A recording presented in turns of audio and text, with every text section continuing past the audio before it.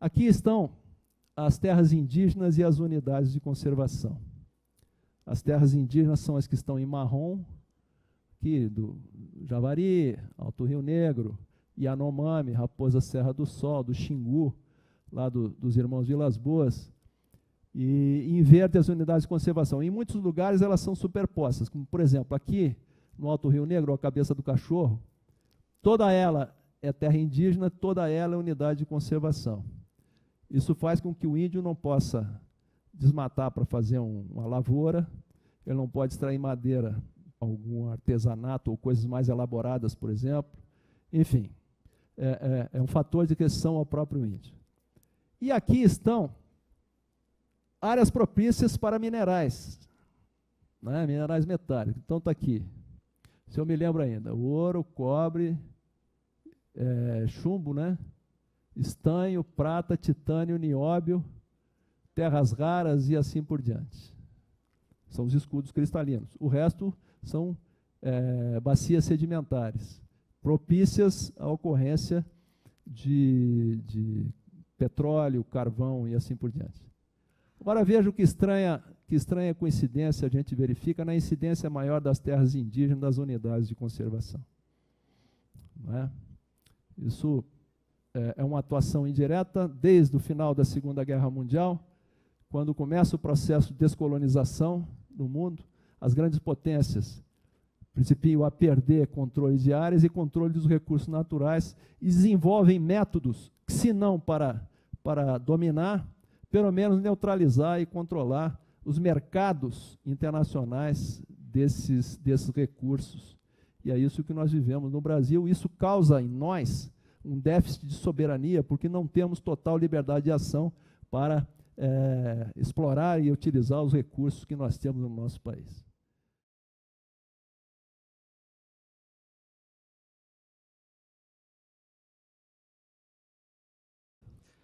No caso do Wikileaks, houve um documento que, teoricamente, foi enviado ao senhor Fernando Henrique Cardoso, no qual o governo dos Estados Unidos avisava de um acordo secreto, dentre vários que se supõe existem, no qual não é permitido que o Brasil tenha satélites, nem tecnologias muito avançadas. E quando houve a explosão em Alcântara, houve esse aviso anteriormente que não seria possível, de que eles enviariam, sei lá, aquela tropa delta deles lá e etc. E mais recentemente, na Operação Zelotes, ficou provado, né, o que todo mundo já sabe, que na nossa cleptocracia a produção legal da ilegalidade acontece e que leis são compradas. É possível. Gostaria de saber se esses crimes de traição contra a pátria, considerando que a Agência Brasileira de Inteligência tem os seus quadros formados majoritariamente pelo Exército Brasileiro, e apesar de não poder soltar as informações, distribuí-las, possui as informações confidenciais, se há algo que pode ser feito, ou se realmente as Forças Armadas devem ficar separadas dessa área política do civil. Muito obrigado. Vou tentar definir algumas áreas. O Brasil é signatário de vários tratados internacionais. E o Brasil sempre teve uma posição de muito respeito à soberania, integridade, não ingerência em assuntos internos de outros países e assim por diante. Por falta de uma visão de Estado de longo prazo, o Brasil acabou voluntariamente aderindo e assinando determinados acordos que estabelecem restrições para nós, sem que houvesse contrapartida. Então, assinamos um tratado de não proliferação nuclear que nos mobilizou completamente. Assinamos um tratado eu não me lembro o nome técnico do tratado, algum de vocês pode me ajudar, de mísseis, em relação a mísseis, não é? Então, veja bem, nós voluntariamente assinamos um tratado que limita o alcance dos nossos mísseis foguetes a 300 quilômetros. Ora, esse deve ser um alcance bastante adequado para a Suíça, por exemplo.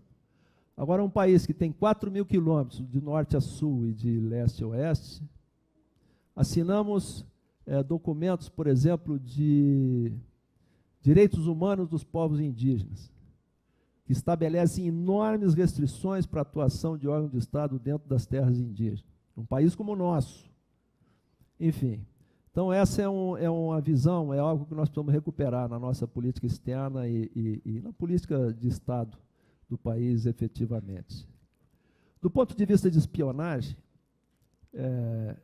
os Estados Unidos estão num patamar tecnológico tão elevado que praticamente não se tem defesa para que o que eles...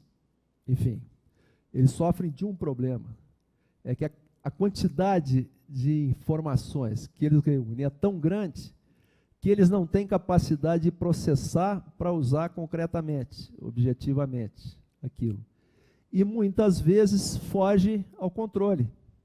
Então, nós tivemos esse vazamento do Wikileaks, por exemplo, que é absolutamente surpreendente. Então, com relação a isso, é o que a gente vive no nosso país. Quer dizer, nesse aspecto, tecnologia é fundamental. Por isso estamos pesquisando muito, investindo muito em defesa cibernética. Por exemplo, é um setor que está a cargo do Exército e tem recebido a nossa prioridade.